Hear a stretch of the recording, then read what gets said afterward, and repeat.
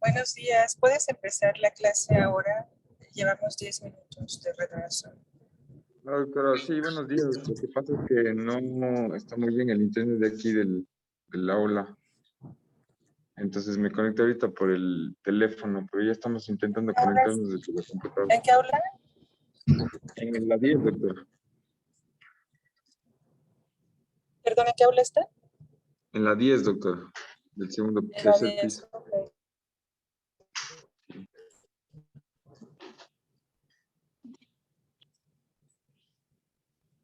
Bueno, una disculpa porque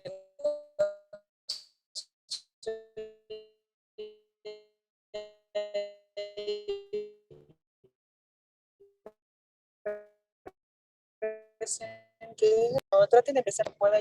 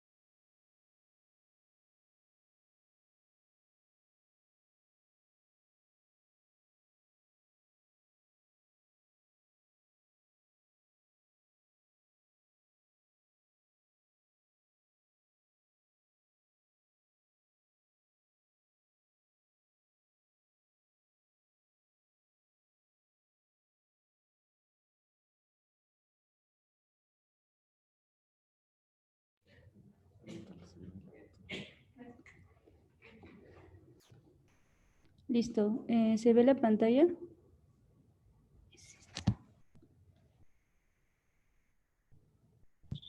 Sí, se la logro ver. Doctora, lleva 15 minutos de retraso. Sí, doctora.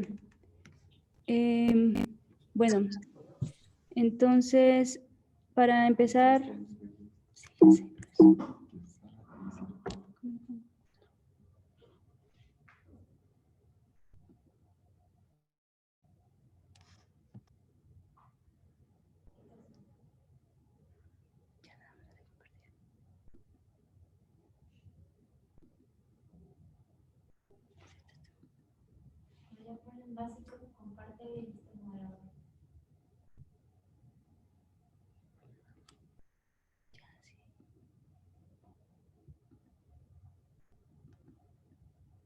Por eso solo dale básico ya.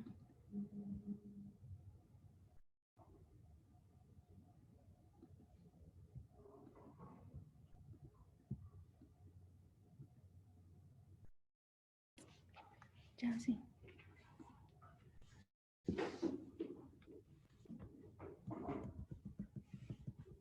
Bueno, vamos a empezar con el tema de miocardiopatía hipertrófica, una definición de la miocardiopatía de las miocardiopatías digamos como tal. Son un trastorno del miocardio en el cual el músculo cardíaco va a ser estructuralmente y funcionalmente anormal. Esto tiene que estar siempre en ausencia de alguna enfermedad de las arterias coronarias o también de hipertensión, alguna enfermedad valvular, como una estenosis aórtica o cardiopatía congénita que genere algún tipo de alteración. Como ya teniendo más énfasis hacia la miocardiopatía hipertrófica, es una enfermedad cardíaca genética en la mayoría de los casos, aunque también puede ser secundaria, como vamos a ver más adelante, y va a tener una expresión clínica heterogénea, muy diferente, pero la fisiopatología va a ser única. En la mayoría de los casos, como dijimos, va a ser genética y la causa va a ser mutaciones en diferentes genes.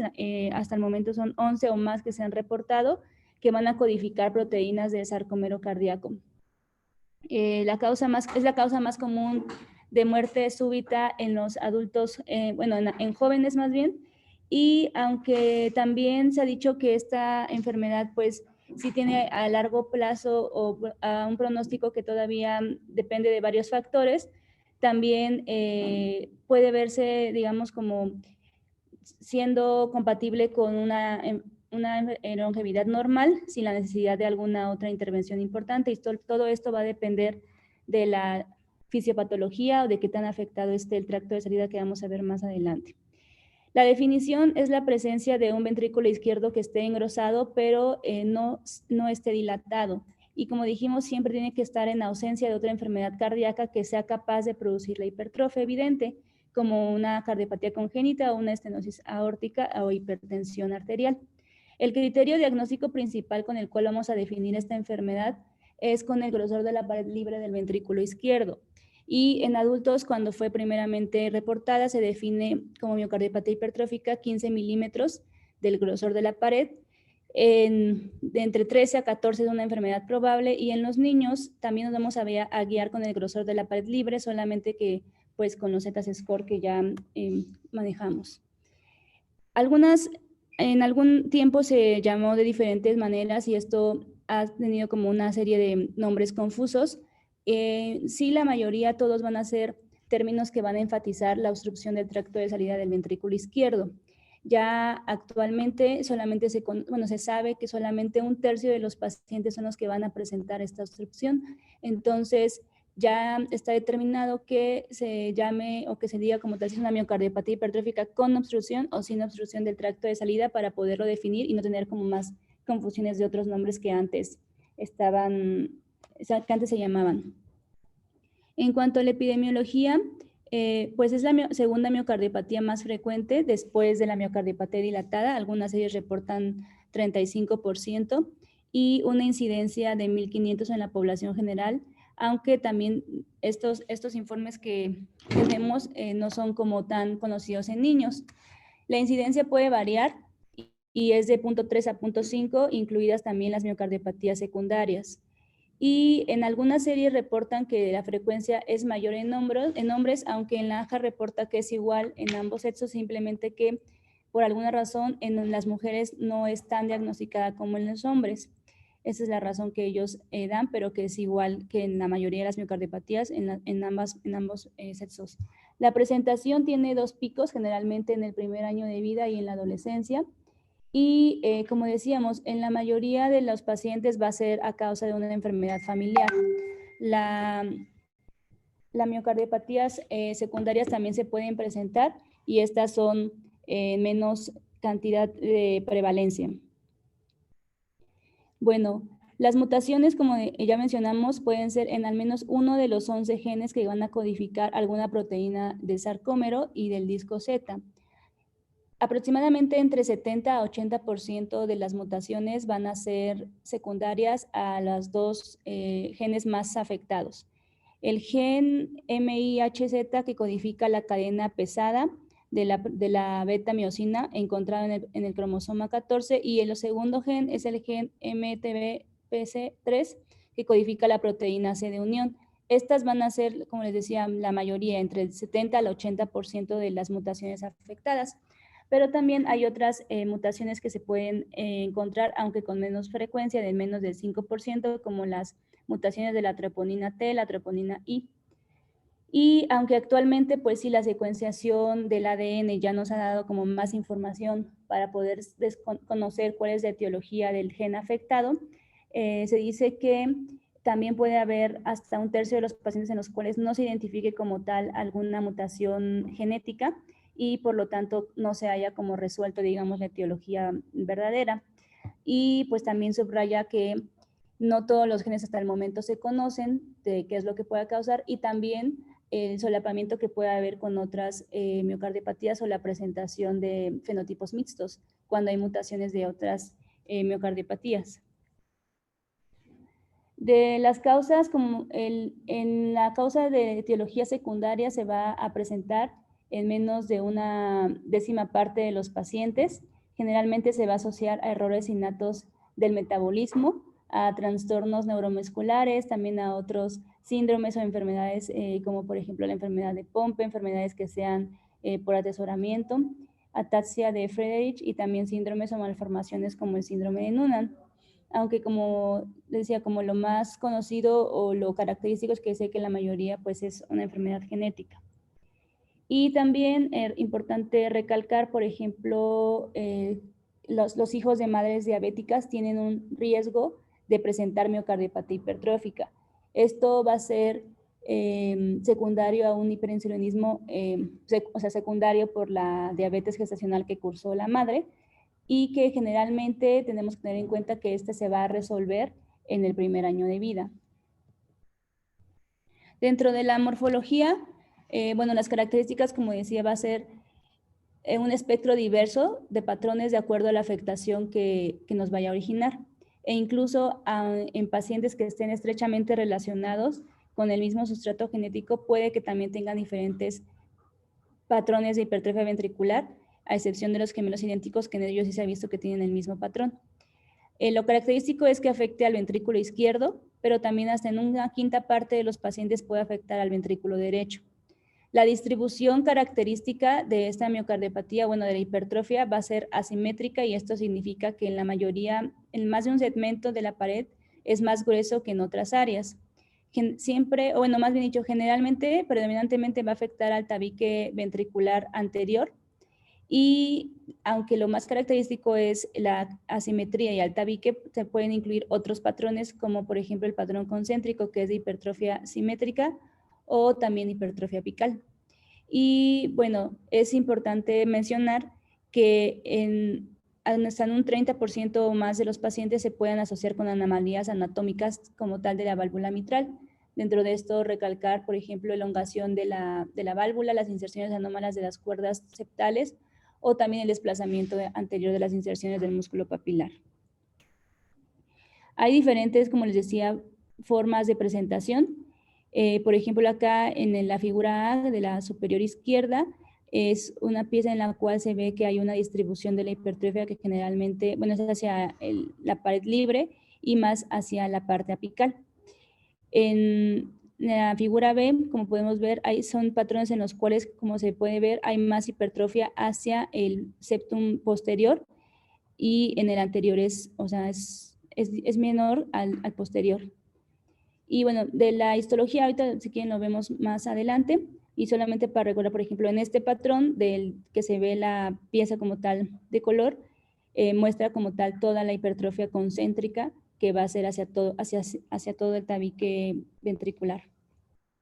En cuanto a la histopatología, es importante recalcar que los miocitos generalmente no van a mostrar una alineación normal, sino que va a ser una alineación paralela y totalmente como, desarreglada. Se dice que van a tener formas extrañas y esto es lo que va a ser característico en la variante familiar, es una tríada, que se concentra en hipertrofia miocítica, desorden miocítico y fibrosis intersticial.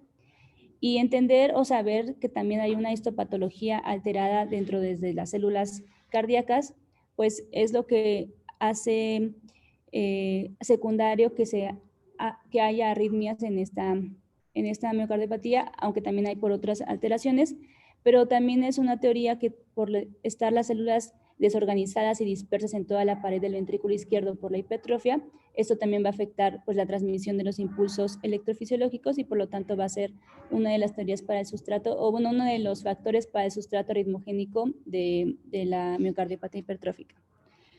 También importante, las anomalías en las arterias coronarias pues, se va a caracterizar por un engrosamiento de la pared arterial y esto va a ser por diferentes como alteraciones en la luz de la íntima o medial con estrechamiento de esta y va a generar por lo tanto una isquemia miocárdica y necrosis que por lo último va a generar fibrosis. También puede generar algunas alteraciones isquémicas y por lo tanto también ser otro de los factores para hacer un sustrato de arritmias. De la fisiopatología, lo importante con lo cual ya veíamos mencionando, es importante recalcar que la obstrucción del flujo de salida del ventrículo izquierdo es lo que va a dar la fisiopatología y también de acuerdo a eso, pues los medicamentos de lo que le vamos a indicar al paciente. Entonces, la obstrucción va a determinar una de las ramas de la fisiopatología.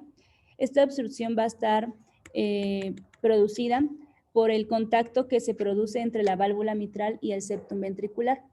Y esto va a estar a la vez determinado por varios factores geométricos, es decir, por ejemplo, el tamaño del tracto de salida, la distribución también de la hipertrofia, como sea en todo el tabique, la longevidad de las válvulas mitrales y la velocidad de expulsión. Entonces, de acuerdo a cómo sea el contacto entre estas dos, se va a generar la obstrucción del tracto de salida.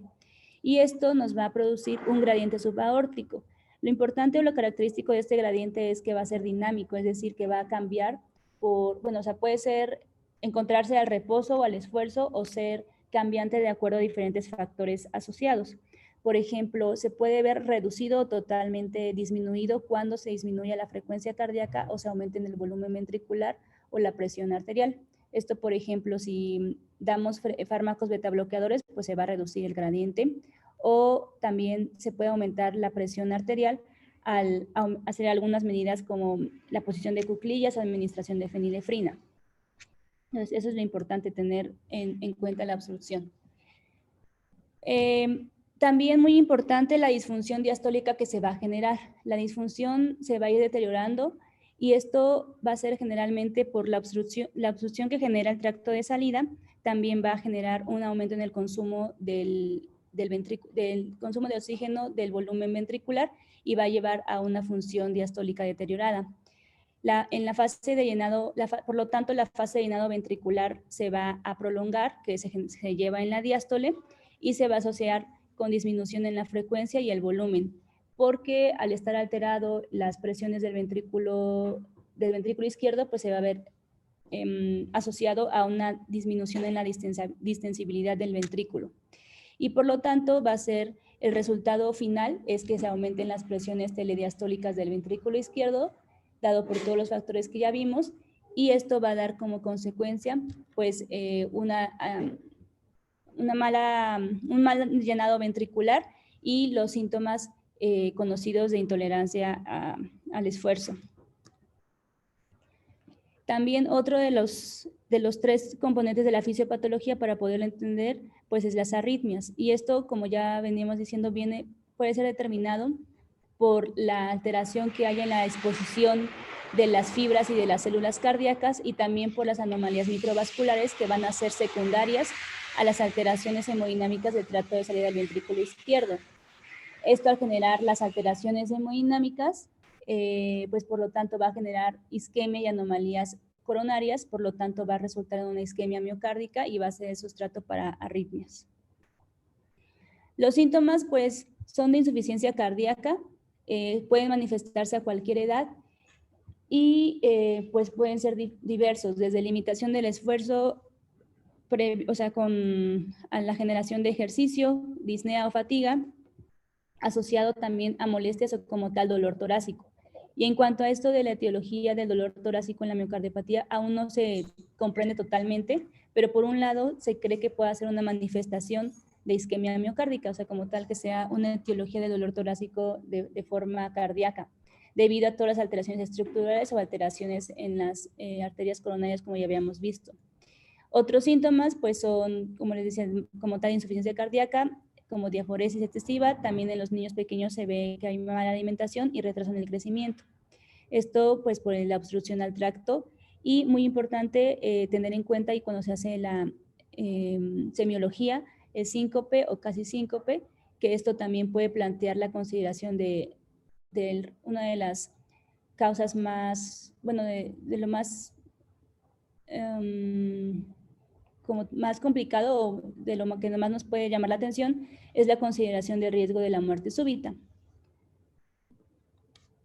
El examen físico va a depender de qué tanto esté generándose una obstrucción por el tracto de salida. Cuando hay una obstrucción, pues esto se va a correlacionar a que haya un soplo sistólico de eyección y generalmente va a ser en el borde discernal izquierdo. Cuando el gradiente se dice que es mayor a 50 milímetros de mercurio, el soplo puede ser más de 3/6. Y si no hay obstrucción, se puede encontrar a veces un soplo sistólico que sea característicamente suave o en ocasiones pues no se encuentra ninguna alteración como tal a la auscultación. Dentro del electrocardiograma pues van a ser cambios concordantes o asociados hacia todas las alteraciones que ya vimos. Por lo tanto, pues lo característico va a ser que se encuentre una hipertrofia del ventrículo izquierdo, también crecimiento de la aurícula izquierda, y también si hay como tal alteraciones o buscar intencionadamente sobre alteraciones coronarias, pues ondas Q patológicas o patrones anormales que nos sugieran alguna alteración, por ejemplo, cambios en la repolarización del segmento ST. Aunque pues ningún patrón como tal es particular o característico de la miocardiopatía, porque como ya decíamos, esto va a ser asociado a lo que ya se esté presentando en ese momento. Otros hallazgos pueden ser, por ejemplo, el eje desviado entre -15 y -90 y algunas otras alteraciones como PR corto, al igual que algunos bloqueos. En este electrocardiograma, por ejemplo, es un niño de 12 años con hipertrofia septal asimétrica, se va a correlacionar con que en las derivaciones de 2, de 3 y ABF se van a encontrar ondas Q patológicas y también criterios de hipertrofia biventricular que se asocia a lo que en este paciente se encontraba. Y por ejemplo, en este paciente niño de 8 años, es una miocardiopatía en la cual hay una obstrucción severa en el tracto de salida del ventrículo izquierdo y se va a mostrar pues la inversión de ondas T y anormalidad también en el segmento ST en las derivaciones de B4 a B6. Bueno, como primera línea de diagnóstico, como la mayoría de las patologías que vemos, el ecocardiograma va a ser la herramienta principal para poderla definir. Obviamente que es diverso el plano en el cual nosotros podemos llevar a un paciente a que se le haga un diagnóstico o un ecocardiograma, y esto va a estar determinado por diferentes factores. Y por ejemplo ya tenemos el conocimiento de que el paciente es familiar cercano de alguien que tiene una miocardiopatía hipertrófica o dado por algunas otras alteraciones en la cual sospechemos de la miocardiopatía hipertrófica, es cuando se va a realizar el ecocardiograma. Los objetivos que este tiene pues van a ser diversos y tienen que ser encaminados a poder establecer qué tanta afectación hay. Para empezar, pues primero tener en cuenta el grosor del tabique ventricular y de la pared libre para poder establecer el diagnóstico. También evaluación del rendimiento global sistólico y regional del ventrículo izquierdo, así como la función diastólica, porque es lo que nos va a determinar que se trata de qué tan deteriorada está la función diastólica, y eso va a ser concordante con el pronóstico o con la presentación del paciente.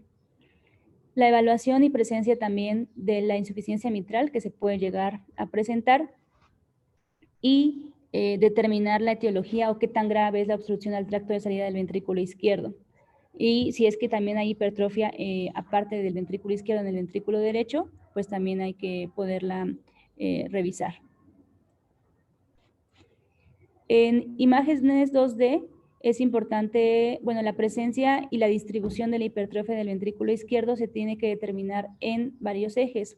En el eje paraesternal largo, en el eje paraesternal corto, en el apical 4 cámaras y en el apical 2 cámaras. Es importante tener en cuenta que las mediciones del grosor de la pared se tienen que tomar al final de la diástole y se van a indexar al área de la superficie corporal del paciente.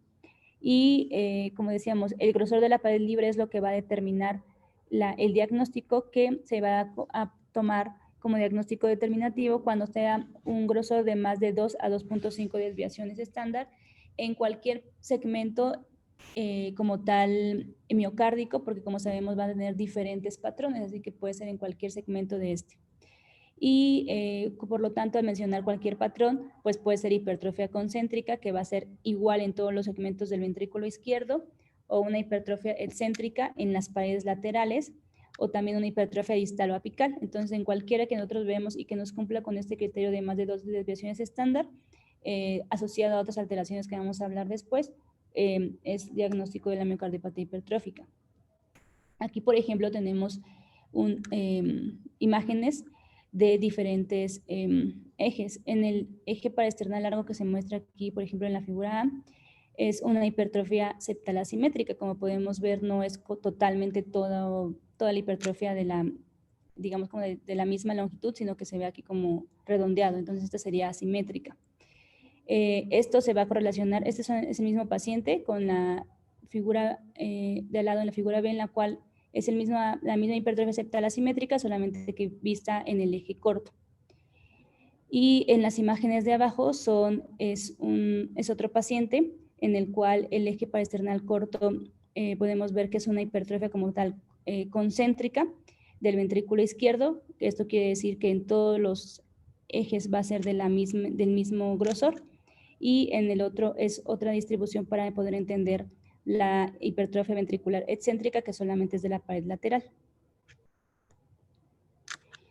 Aquí, por ejemplo, son series de ejes paraesternal corto con diferentes formas de miocardiopatía. Por ejemplo, en la figura que empieza en la figura A, en la extrema izquierda, es una hipertrofia septal asimétrica que va a estar limitada por el tabique ventricular. En la figura de en medio es concéntrica, o sea, es decir, que son del mismo grosor, del mismo tamaño. Y aquí en la última solamente está confinado a la pared posterior. Entonces, como vemos, son los diferentes patrones los cuales se pueden mostrar, aunque lo más característico es que sea asimétrica. Como podemos ver en la figura A, en la cual, como vemos, el patrón es asimétrico, no todo el tabique del ventricular es igual.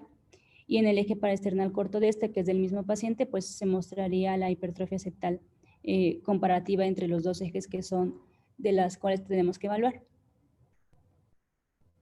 Aparte de las imágenes 2D, y ya que determinamos ahora el grosor y nos da para determinar que es una miocardiopatía hipertrófica con los Z-score, también podemos detectar y saber si es que en ese paciente existe obstrucción dinámica del tracto de salida. Y esto va a ser cuando la utilización del modo M. Cuando nosotros pongamos un modo M sobre la válvula mitral, si es que nosotros logramos ver un movimiento anterior sistólico de la válvula mitral, eso quiere decir que hay una obstrucción del tracto de salida, y esto se va a correlacionar como lo que habíamos visto antes. Cuando hay cuando se va golpeando la válvula mitral hacia el tracto de salida, pues es lo que va a generar la obstrucción. Entonces es como podemos nosotros determinar si hay una obstrucción del tracto de salida por el movimiento anterior sistólico de la válvula mitral, que se va a ver que se pegue como tal la válvula hacia la pared del ventrículo. Y también en el modo M, ahora sobre la válvula aórtica, igual en un eje largo, nosotros podríamos determinar, eso también va encaminado hacia la obstrucción del tracto de salida, si hay un cierre mesosistólico de la válvula aórtica, porque se va a visualizar sobre la válvula aórtica un aleteo que sea pues considerado como grueso y que por lo tanto nos va a generar una obstrucción. En cuanto a la función diastólica, nosotros vamos a poder ver evidenciado que hay una relajación alterada y esto va a ser por la inversión de las ondas A. Como sabemos, por ejemplo, en este tipo de miocardiopatía, al ver la disfunción diastólica, va a estar determinada porque la velocidad de la onda E va a ser reducida a comparación de la onda A, como podemos ver en la imagen. Esto, por lo tanto, va a ser un mayor incremento de tiempo de la desaceleración de la onda E y un tiempo de relajación isovolumétrico que va a ser prolongado. Y esto va a estar determinado porque al no haber un adecuado, o sea, no se va a llenar de manera adecuada el ventrículo izquierdo, quien va a dar como tal, digamos, como toda la contracción para que se pueda llenar por el aumento de las presiones ventriculares, pues va a ser la aurícula y entonces es lo que podríamos ver en el patrón de la función diastólica, que va a estar alterado. También ¿cómo se dice? La evaluación de la imagen del Doppler tisular es importante para poder emplear este análisis y medir la velocidad de la contracción o relajación del miocardio. Esto tenemos que tener en cuenta que las velocidades, aparte de las que ya evaluamos de la función diastólica, en esta que sería una función diastólica avanzada, ten en cuenta que la función sistólica temprana es la S', la diastólica temprana la E' y la diastólica tardía la A'. Eso se va a poder evaluar en un método de vista apical de 4 cámaras y cuando hay un aumento en las presiones de llenado del ventrículo izquierdo, que va a ser lo importante dentro de la fisiopatología, la velocidad E' se va a reducir. Por lo tanto, es importante tener en cuenta que la relación que va a haber entre la velocidad de transmisión E y la velocidad de transmisión E' va a poder estimar de manera, digamos, como indirecta la presión de llenado del ventrículo izquierdo, que va a ser la presión auricular. Se dice que una relación normal entre E y E' es menor de 10 y por lo tanto se ha visto que cuando esta se ve incrementada es una presión auricular que está por lo tanto aumentada y una función diastólica alterada. Y esto se correlaciona porque en algunos estudios que han publicado en pacientes con miocardiopatía hipertrófica, esta relación es más sensible y específica para poder predecir qué tanto hay de riesgo de muerte en los pacientes con hipertrofia y miocardiopatía hipertrófica.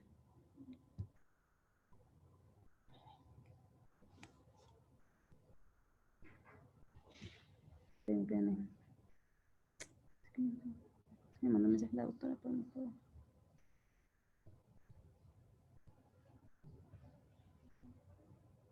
No sé por qué no puedo dar clic.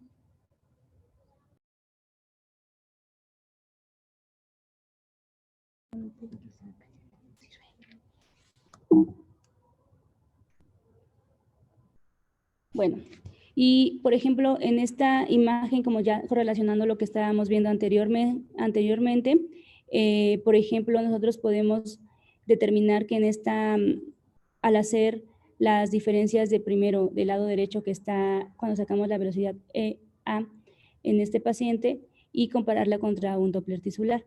Al tener una relación de E sobre E' mayor de 10, que en este caso, en este paciente dio 20, pues nos está hablando de una disfunción diastólica que va a estar determinada por las alteraciones que dijimos anteriormente. En cuanto a la función sistólica, es importante igual tenerla, obviamente como cualquier estudio completo, tenemos que tenerla evaluada y se va a medir de manera normal, como siempre, las dimensiones del ventrículo izquierdo con su fracción de acortamiento y también la fracción de eyección. En la mayoría de los pacientes va a haber unas dimensiones del ventrículo izquierdo que sean menores o las cavidades van a estar disminuidas a comparación de otros pacientes y por lo tanto esta fracción de eyección o la fracción de acortamiento puede ser normal o supranormal. y esto no nos va a determinar como tal el diagnóstico, sino lo que importa es el grosor y la disfunción diastólica. De hecho, también como tal el desarrollo de la dilatación del ventrículo izquierdo o el acortamiento sistólico que se vayan viendo y yendo deprimidos, eso sí nos va a dar un signo de mal pronóstico, pero de entrada van a ser supranormal o normales. Ya hasta que se deteriore la clase funcional, es cuando nosotros podemos ver que hay signos como tal de depresión de la función sistólica. En cuanto a la resonancia, pues les decía, como de primera instancia va a ser el ecocardiograma. Algunos autores dicen que si tenemos disponible la resonancia, que incluso en pacientes en los cuales ya se tenga como tal el diagnóstico, se tiene que realizar para poder observar si es que alguna otra alteración. La resonancia puede identificar áreas de hipertrofia que sean en la pared libre anterolateral o ápice que del ventrículo izquierdo, que no siempre el ecocardiograma va a mostrar, que podría ser una de las indicaciones para realizarla. Al igual que, pues la resonancia sabemos que es importante, bueno, nos puede determinar la distribución, así como la gravedad de la hipertrofia, y para lo que se utiliza también es para proporcionar mediciones funcionales de la función sistólica y diastólica. Y otra de las cosas que solamente digamos como plus es que da una caracterización de los tejidos cardíacos, que sería como una de las cuestiones que el ecocardiograma no nos podría otorgar, al igual que también si es que se llega a mostrar en otras. Mi internet.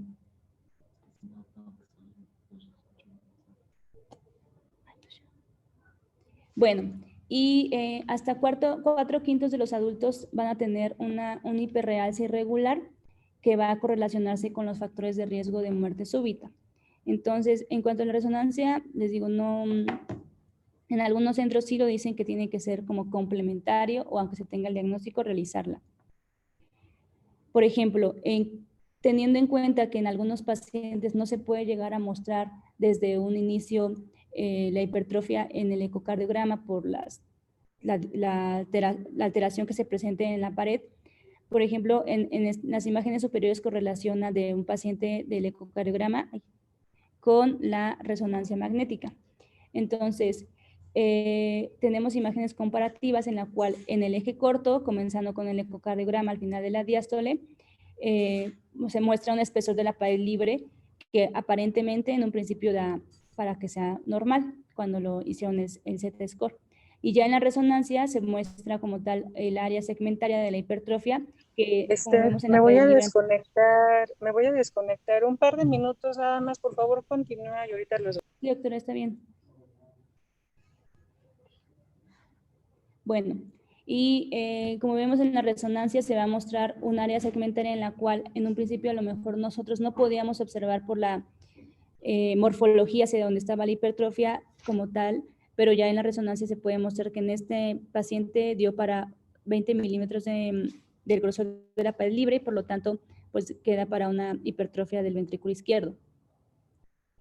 Y también tomando en cuenta este principio de que en algunas alteraciones no se pueden llegar a mostrar por el ecocardiograma, en la segunda imagen tenemos igual un eje corto en la cual se muestra un espesor de la pared libre de 18 milímetros y comparada como tal con la resonancia ya del paciente que se le realizó, es un grosor de la pared libre que sí se va de manera apical, pero que llega hasta 35 milímetros. Por lo tanto, a veces se puede subestimar la hipertrofia del ventrículo izquierdo en el ecocardiograma.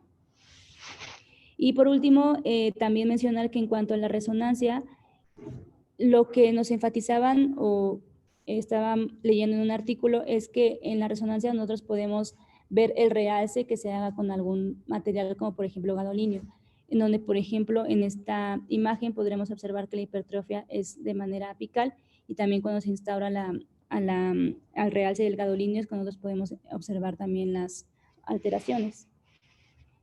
En este artículo hablaba más que nada sobre como tal, lo que ya se tiene establecido de la resonancia magnética y cuál sería como las indicaciones y la importancia con el contexto clínico.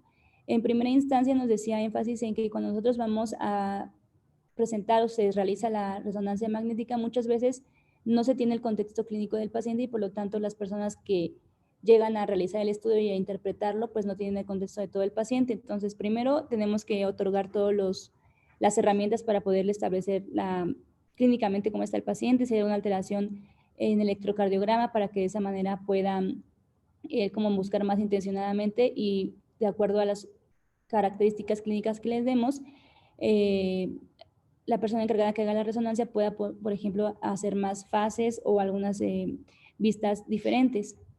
También decía que las indicaciones son, generalmente decía que hablaba solamente de 2 indicaciones. Pacientes que tengan ya la sospecha de la miocardiopatía hipertrófica y que tengan una ventana acústica limitada, por ejemplo, como decíamos, pacientes que tengan algún factor de riesgo como ser familiares cercanos a alguien que ya tiene el diagnóstico de la miocardiopatía. Pacientes que ya tengan el diagnóstico establecido como tal de miocardiopatía hipertrófica, pero que tengan expresiones heterogéneas. Y también hablaba que era parte, que la resonancia magnética es parte de las evaluaciones que se hacen a los pacientes que sean deportistas de alto rendimiento, con sospecha clínica también de que ya tengan miocardiopatía hipertrófica, esto con un electrocardiograma o algunas alteraciones en las pruebas de esfuerzo. Entonces también es para poder detectar de manera oportuna si es que se establece algún diagnóstico de la miocardiopatía.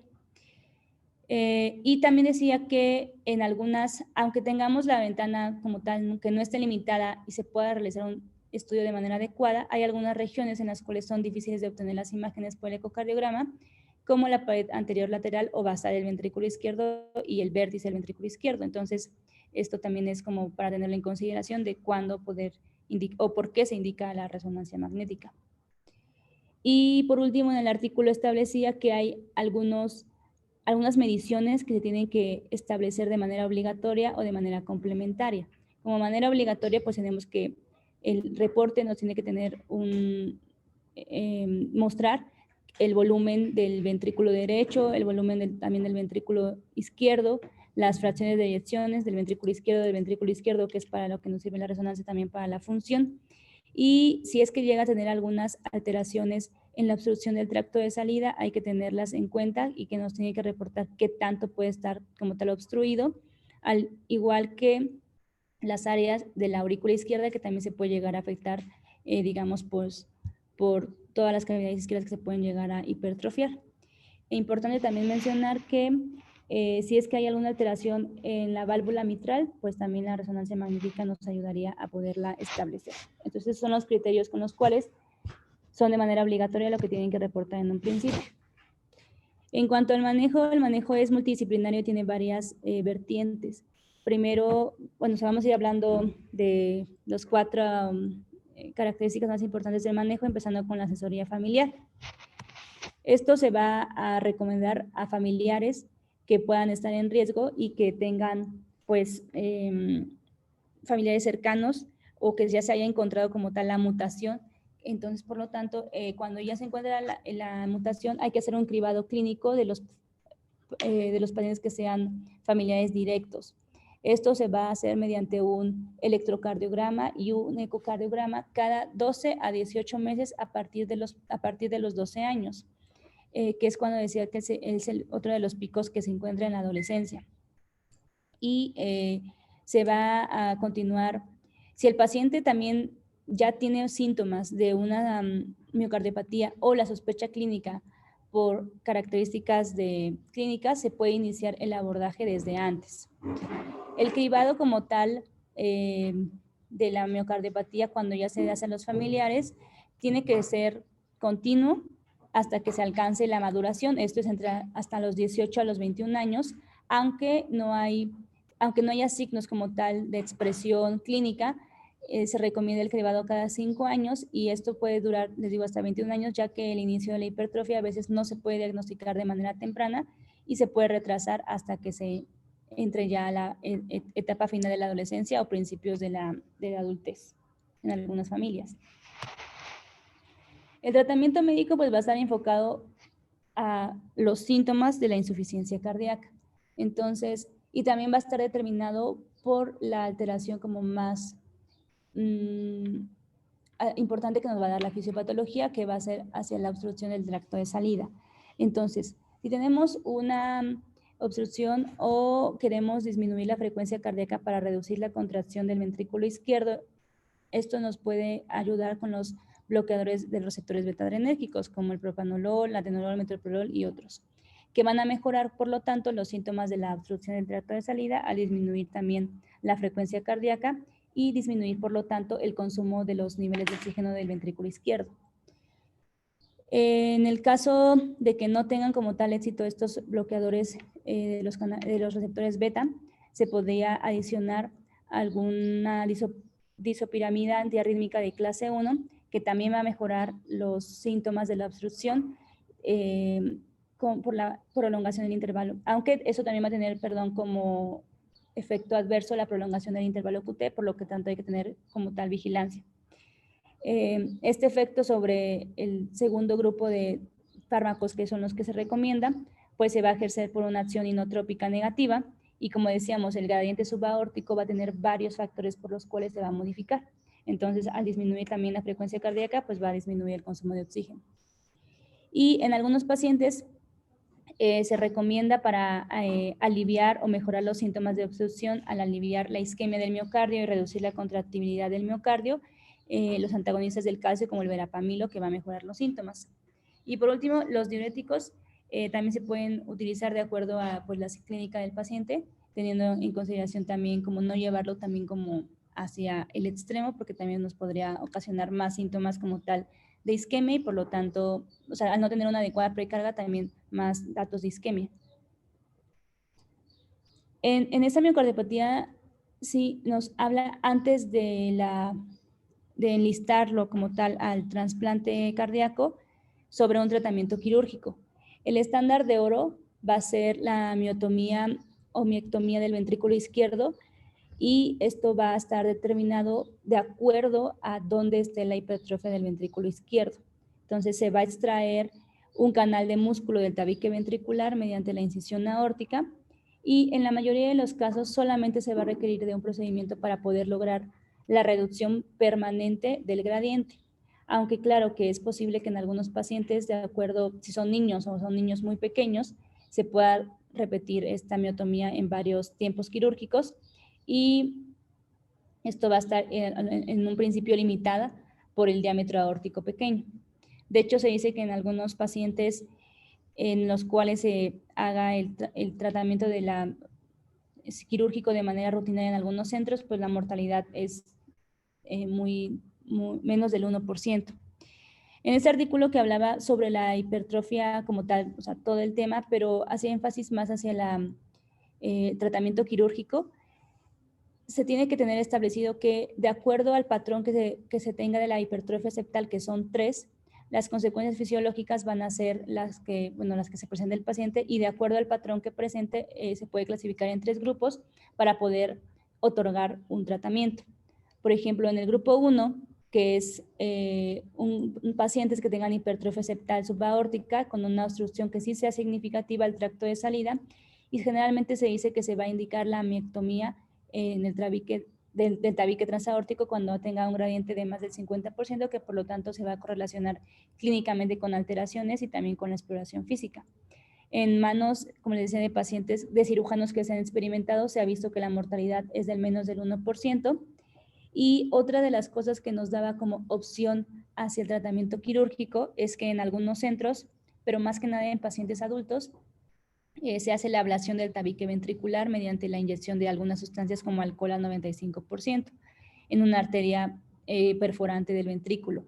Sin embargo, decía que en los pacientes pediátricos, pues aunque no se ha visto como tal resultados prometedores en los adultos, pues sí, también existe riesgo de que obviamente esto genere una cicatriz, fibrosis, y por lo tanto sea un sustrato para arritmia. Por lo tanto, ahorita actualmente en niños no está indicado, pero sí es como otra de las alternativas que a lo mejor cuando lleguen a la etapa adulta se podría considerar. El grupo 2 son pacientes que tengan una obstrucción medioventricular con o sin obstrucción, con o sin aneurisma apical, y por lo tanto en esto lo que nos ponía como propuesta de tratamiento quirúrgico es la resección medioventricular, que se va a poder realizar mediante la ventriculotomía apical izquierda.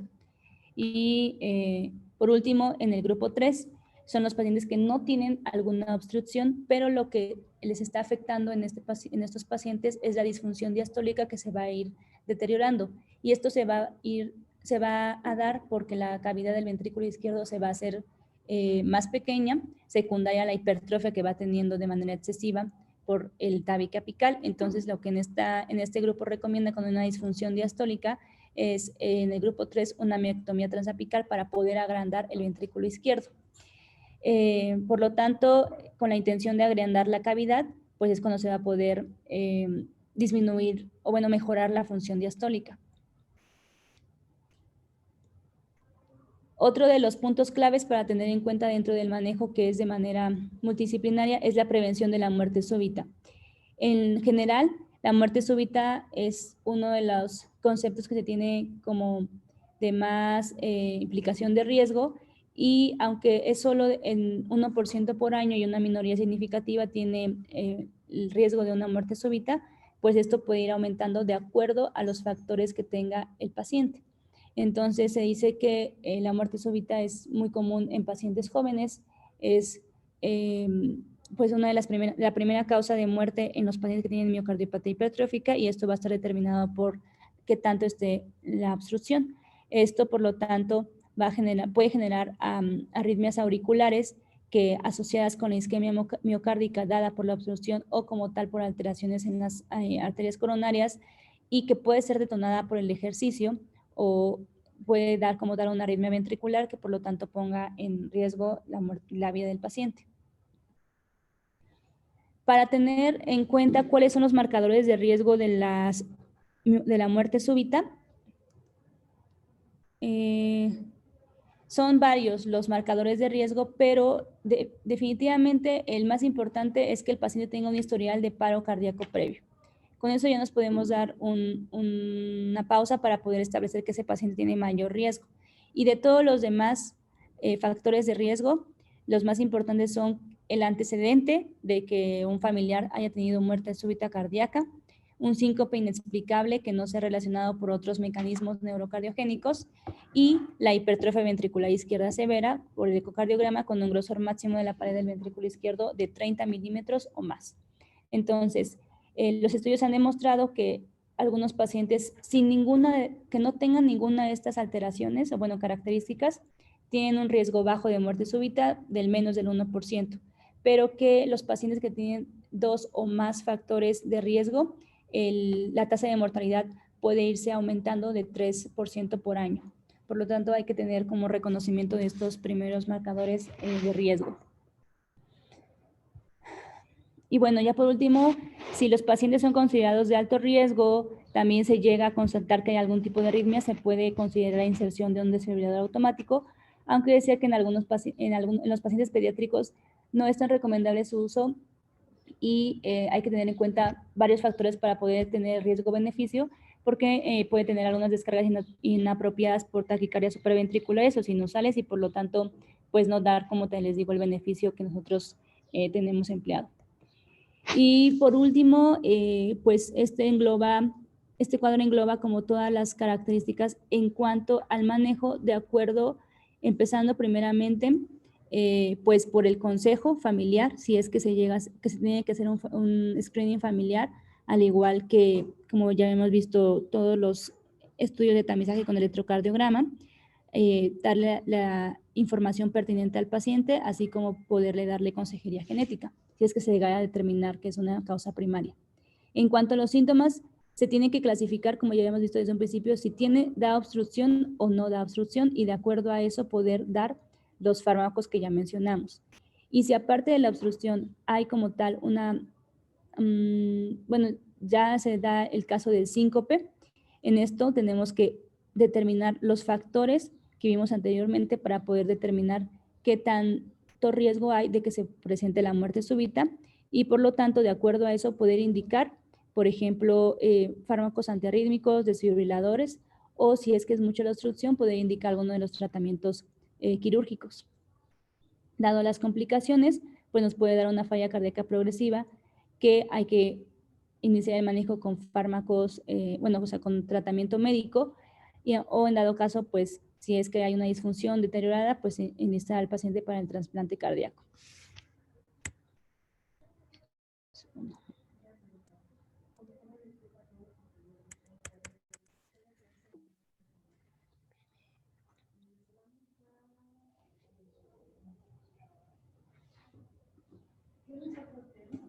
Sí, es que son dos por clase.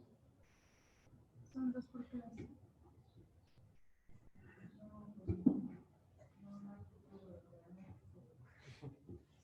Yo creo que el algoritmo viene al uso de neuronas, lo que yo leí es que ya de manera